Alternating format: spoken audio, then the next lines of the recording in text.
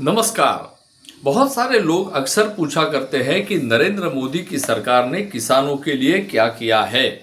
तो आइए हम इस वीडियो में देखते हैं कि नरेंद्र मोदी की सरकार ने किसानों के लिए क्या क्या कदम उठाए हैं। नमस्कार, मैं अमोल पुसतकर आपका इस वीडियो में, इस यूट्यूब चैनल में आपका हार्दिक स्वागत करता हूं।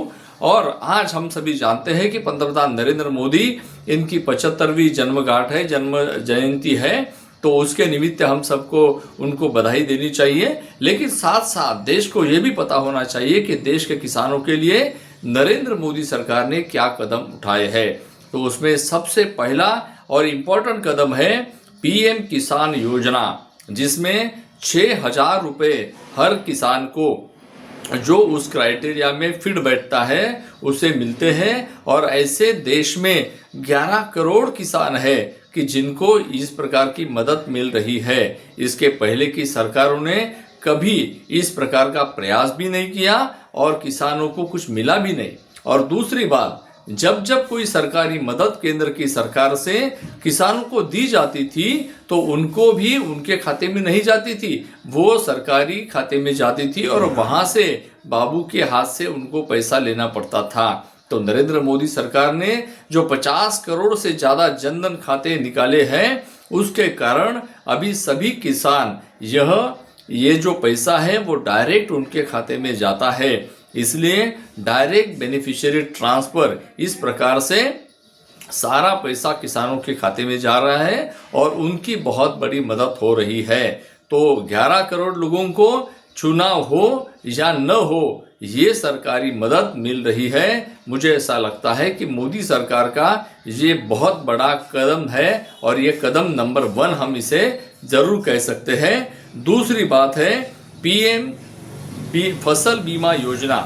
तो फसल बीमा योजना यानी कभी भी अगर ज़्यादा बारिश हुई तो भी फसल बर्बाद, बारिश नहीं आई तो भी फसल बर्बाद, ऐसे कंडीशन में हमेशा किसान ये कर्जे में डूबता रहता था।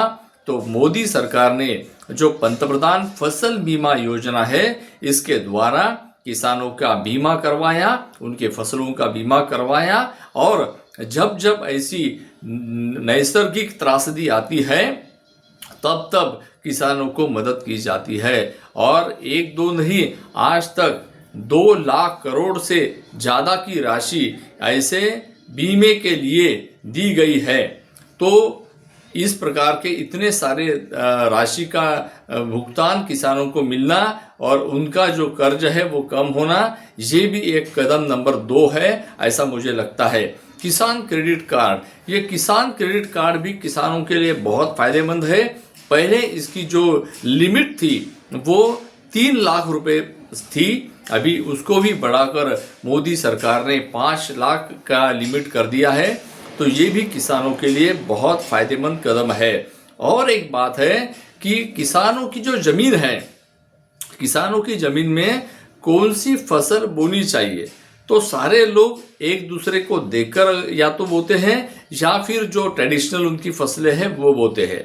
बहुत बार ऐसा होता है कि उनका क्लाइमेट यानी उनका वातावरण, हवामान, वो सब कुछ देखकर और उनके सॉइल यानी मिट्टी का जो उसका जो गुणधर्म है या उसकी जो क्वालिटी है वो देखकर भी अलग अलग नई फसलें भी लगाई जा सकती है। या कुछ कुछ फसलें ऐसी है कि लोगों ने उसकी बहुत एडवर्टाइज की लेकिन फिर भी उसे लगाना नहीं चाहिए। लेकिन किसान को ये कैसे समझेगा, तो उसके लिए एक रास्ता है soil health checkup, soil checkup का। तो मोदी सरकार ने सॉइल हेल्थ कार्ड, इस नाम से कार्ड का डिस्ट्रीब्यूशन किया और 22 करोड़ किसानों को सॉइल हेल्थ कार्ड दिए गए हैं। जिसके कारण आज किसान जो रासायनिक खादों का उपयोग करता था, आज उसमें भी 12% की कमी आई है। इसका मतलब है कि जितना किसान रासायनिक खादों के ऊपर पैसा खर्च करता था, उसमें भी उसके 12% पैसे निश्चित रूप से बचे हैं।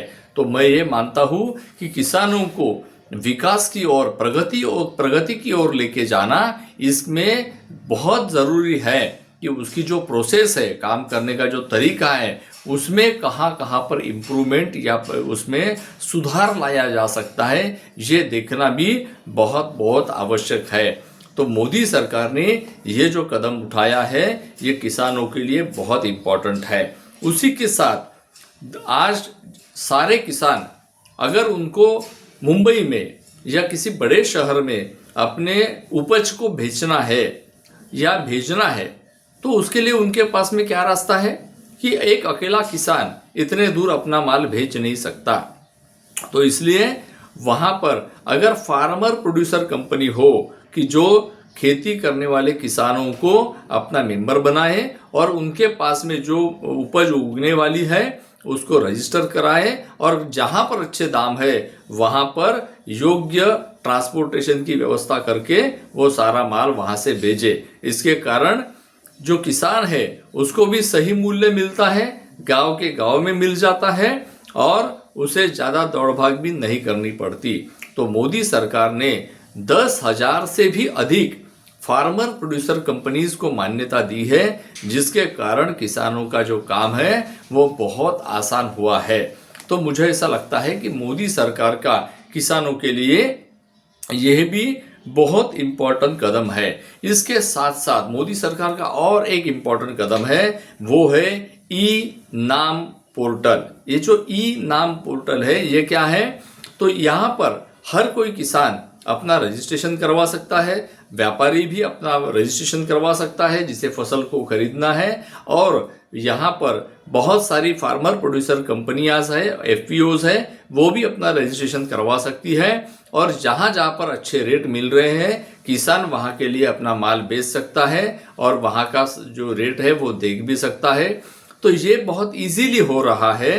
तो किसानों को अपना माल बेचने के लिए पहले एक अच्छे बाजार की उसको राह देखनी पड़ती थी और कहाँ पर क्या चल रहा है वो उसके पता नहीं होता था। लेकिन आज ई नाम पोर्टल के द्वारा मोदी सरकार ने किसानों को ये बहुत बड़ी सुविधा उपलब्ध कराई है, जिसके कारण आज 2 करोड़ से ज़्यादा किसान उसके मेंबर है, 3 लाख से अधिक व्यापारी उसके मेंबर है और 4,000 से अधिक एफपीओज जो कंपनीज हैं वो भी उसकी मेंबर है।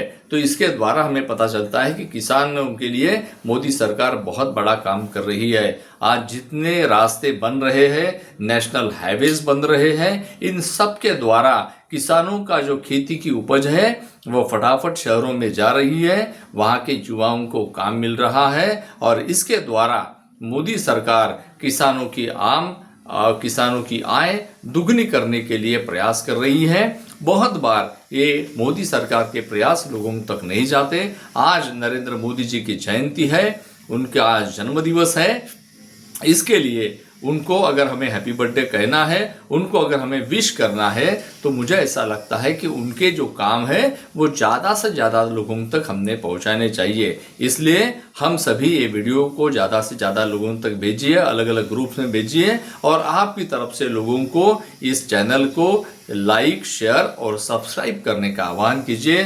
धन्यवाद। जय हिंद, जय